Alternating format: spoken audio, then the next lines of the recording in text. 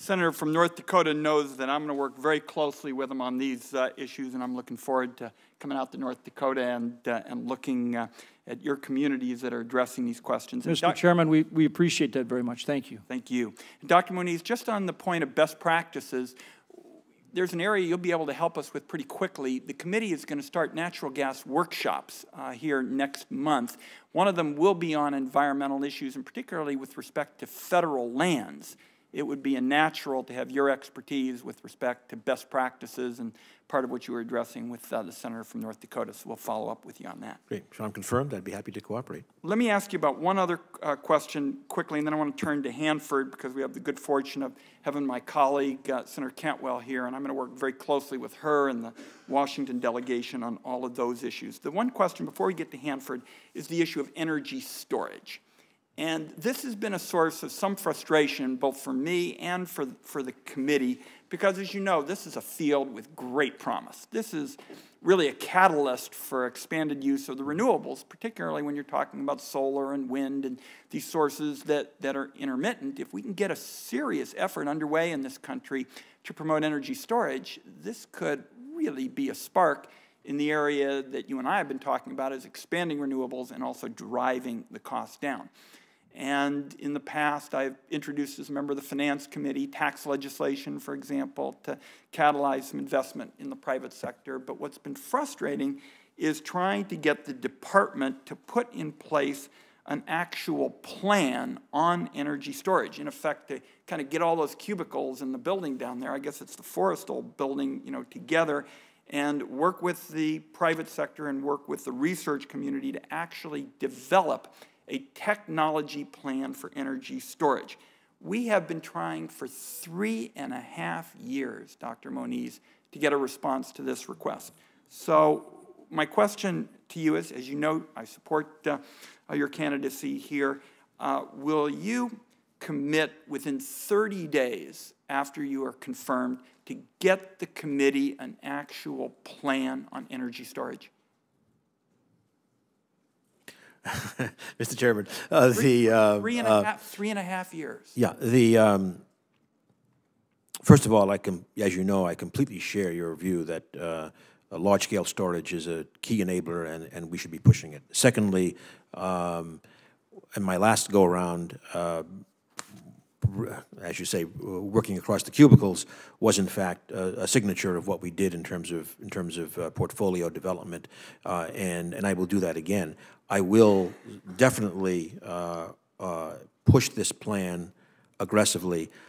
I'm reluctant on the 30 days, to be honest, in the sense that— You want 60 days? Let's continue these discussions. I hope you see the sense of urgency here, and I wouldn't be pushing for a date certain if it wasn't for the fact, A, this is such a promising field, B, it is directly related to the area you and I share, which is tapping the opportunity for driving down the cost of renewables, and C, we've been asking for 3.5 years. So we'll continue the discussion and think about 60 days. I will think about 60 days. I would say my only reservation in that is that I feel it's very important to convene appropriate individuals, not just from the building, but from universities, laboratories, industry, and that process may take a couple of months. But I think expeditiously, yes. Why don't you, let's leave this, give us within 30 days a date when we'll have it. All right? Bingo. That wasn't water torture. Okay. Let me turn to the question of Hanford. And as I said, I've been talking about our Washington colleagues, Governor Inslee, the chairman in the House, Doc Hastings when I was up, and of course my friend Senator Cantwell here. I am not a scientist, Dr. Moniz, and I have been digging into this, Hanford issue now for decades. And sometimes you feel on Hanford, the more you learn, the less you actually know, because it is obviously an extraordinarily complicated topic. what I have given great weight to over the years is when you have an independent government board lay out specifically what the problems are. And so I'm going to ask unanimous consent to put into the record the analysis done for me by the Defense Nuclear Facilities Safety Board that was done last week. And without objection, that will be done. And as you know, Dr. Moniz, you and I have gone through some of this before. We had a pretty spirited discussion about some of these challenges in this hearing room in 1997 when you were before us to be confirmed as Undersecretary of Energy. The problem, obviously, as documented by the Defense Nuclear Facilities Safety Board, has not gone away, and not only are the older single-shell tanks leaking, but now the first double-shell tank is beginning to leak. And the board noted there's a continuing threat of fire and explosions in the tank farm from the generations of hydrogen gas, and this is a problem that has gone on for decades. Now, the board, in their letter, also outlines a long list of unresolved design issues, starting with the risk of hydrogen explosions in the waste treatment plant as well, lack of adequate information about the wastes that are going to be processed, problems with the design of the waste mixing system in the plant, problems with the potential erosion and corrosion of the piping in the plant, and problems with the electrical system in the plant, to name a few. And again, these are the findings by the Defense Nuclear Facilities Safety Board. This is not a bunch of people who just sort of dabble at it. These are independent, experts. So my question to you, to begin, I've got a couple of questions, and then I certainly want to let my colleague have the last word on this issue. Is the Department of Energy's status quo at Hanford acceptable to you? No, sir, it is not. Would you like to outline at this point, because I have a number of other questions, going in, what is your assessment of what needs to be done, recognizing that you're going in, but we also recognize that you have considerable expertise in this because you've got this history, and let's get your take on what needs to be done, and particularly given the fact that as the years have gone by, the price tag has gone up, billions of dollars involved. What is your take about what the Department of Energy needs to do, given that you have said the status quo is unacceptable? Senator Wyden, let me actually first say, going back to the spirited discussions that you referred to, that when I was Undersecretary, you pointed out some issues that, frankly, I had not been aware of. I think we made some progress on. They range from science, like really advancing the Vado zone science, to managing some of the issues that we had at that time. I think we were successful with moving the K-Basin fuel, for example, away from the Columbia River. And we also, I think, addressed at that time for lack of a better term, the hydrogen burp problem that we had, particularly in one of the tanks. Now we come today, and first I wanted to say that I read this very thoughtful DNFSB letter that you requested, and let me comment maybe along the lines of the three areas that they bring out. And by the way, I mentioned earlier to Senator Cantwell that I want to, upon confirmation, assuming I am confirmed, go into this quite deeply. Secretary Chu, I mean, obviously was very much looking into this, and I might even note that my first meeting with him, the first issue he raised was the Hanford technical situation. So I will really study this very hard first. Secondly, I will want to go out to the facility, to the site, understand it in detail. I will want to meet in a serious way with the DNFSB after I've learned more. And then I think we need to work together to get a real plan put forward as soon as we can to go forward.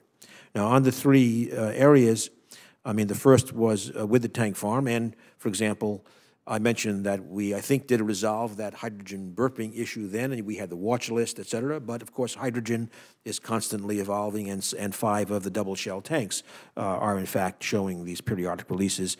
I think DNFSB had recommended, and I believe the department adopted the recommendation in terms of the ventilation system and understanding airflows individually through each tank. Make sure we are always well below any risk level in the hydrogen. That's be a very important thing to understand in detail and to follow up on.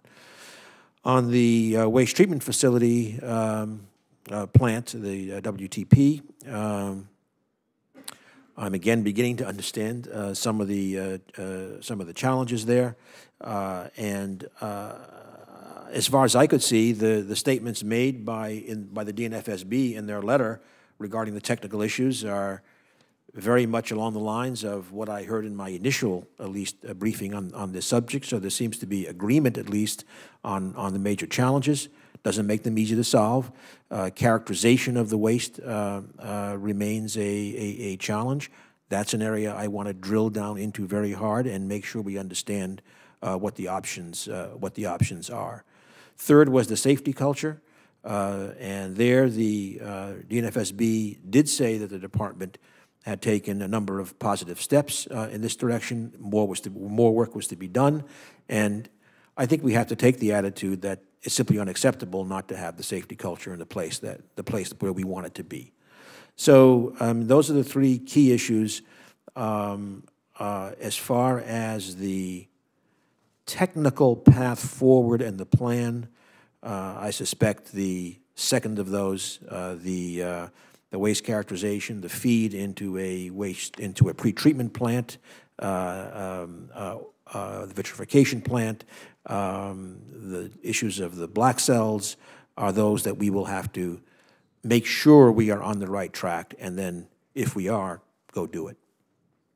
Let me just spend a couple minutes in each one of those areas, starting with the tank leaks. Now, I think you're aware that when I was a member of the House, I got legislation passed that would call for the monitoring and management of the tanks at risks for leak or explosions, and the department's since declared that what was on that watch list was stabilized, and now we have this recent announcement that at least 6 and as many as 20 tanks may be leaking. Here's what has troubled me, and again, Senator Cantwell and I have talked about this in terms of the role of the department, what the department's role has been in this. The department has apparently told the committee staff that it would take 2 years just to decide whether or not the tanks are going to be officially declared as leaking tanks. And it's hard to tell the people of the Pacific Northwest that it's going to take 2 years to determine whether tanks that look like they are leaking are, in fact, officially leaking. And so I want to, again, stress the role of the Department of Energy here. I don't think it's acceptable to just say we're going to take 2 years to make a determination. Will you look at that issue specifically and get back to me and I will. All the members of the Northwest Congressional Delegation? Goes right to the heart of the responsibilities of the department. I will. Okay. Now, on the VIT plant, a question with respect to Secretary Chu, again, going to the role of the department. Earlier this year, Secretary Chu expressed his confidence that construction could be restarted on some parts of the waste treatment plant other than the pre-treatment facility. And the department has suggested that it can simply bypass the pre-treatment facility and send radioactive waste directly to these glass melters. The safety board, again going to the role of the department, points out that these other parts of the waste treatment plant were never designed for, I guess conceptually it's called the direct feed. Direct feed. Will you address these concerns and get back to us. Again, they come from the safety board. Address these concerns about design problems at the waste treatment plant. Yes, sir. I certainly saw that in the letter very sharply, this issue of alternative strategies and the board raising potential problems with that. So that's an area that's going to need a really deep consideration. And finally, and it's critical because of the whole waste pretreatment plant. And finally, as you know, there's been this great debate about the safety culture there, and some make this point and others make another point. I understand that. I met with the whistleblowers when I was at Hanford recently. Will you commit to meeting with the whistleblowers as well? These are people with extensive scientific experience in many instances. I think it would go a long way if you would send a message that, and I was very glad that you told Senator Cantwell that you'd be out for a visit. I think it would go a long way if you would say that you would personally meet with a group of the whistleblowers, and we can get you the names, and the Washington delegation can as well. I would be happy to, and in addition to meeting, of course, with the contractors, et cetera, and making it clear what the expectations are in terms of the safety culture. Dr. Moniz, Senator Cantwell obviously makes a number of important points, and let me, if I might, just take it in a slightly different direction. I mean, I think it's understood that there are tough calls to be made here. I was struck at the time that I was up recently and the information about the leaking tanks had come out, and the governors of Oregon and Washington, two very good governors, very much committed to improvements and reforms, said, well, we ought to just get some new tanks. And having talked on a bipartisan basis then with the Washington senators and Chairman Hastings, I think there was a general sense, well, let's see if that's the best use of scarce dollars, because we're at $12 billion plus, at a time of budget sequestration and programs for the vulnerable are at stake. And I think what we're trying to convey is the sense of urgency. Mm-hmm. And I believe you have the scientific expertise to come in, particularly now since you've said business as usual at the Department of Energy on Hanford is unacceptable to you. And I think that's a powerful statement, and I hope that it'll be regarded by all concerned that this is a time to really go forward in a thoughtful way, but also in a manner that reflects the urgency of the situation. This is the most contaminated piece of federal property.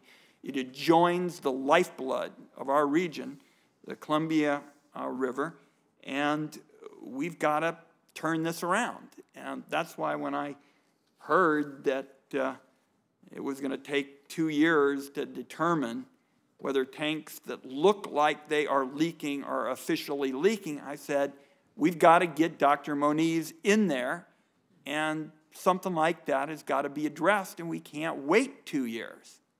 That's not acceptable from a public health and public safety standpoint to the people of the Northwest. And finally, let me just say that I've been pleased this morning at the breadth of encouraging words you've gotten from senators on both sides of the aisle. I've heard one senator after another say, Dr. Moniz, I appreciate your reaching out and discussing X subject or Y subject. And I think it's an indication that senators of both parties and all political philosophies recognize that this gridlock and this partisan bickering on the energy issue, which has gone on now for months and months, has got to give way to some problem solving. And you have the expertise, and it is clear that you've built a lot of goodwill with senators on both sides of the aisle, and I plan to support your nomination. I hope we can move expeditiously. And let me also say, just as a procedural matter, that all senators will have until noon tomorrow to submit additional questions for the record and for you, Dr. Moniz. With that, the Committee on Energy and Natural Resources is adjourned. Thank you.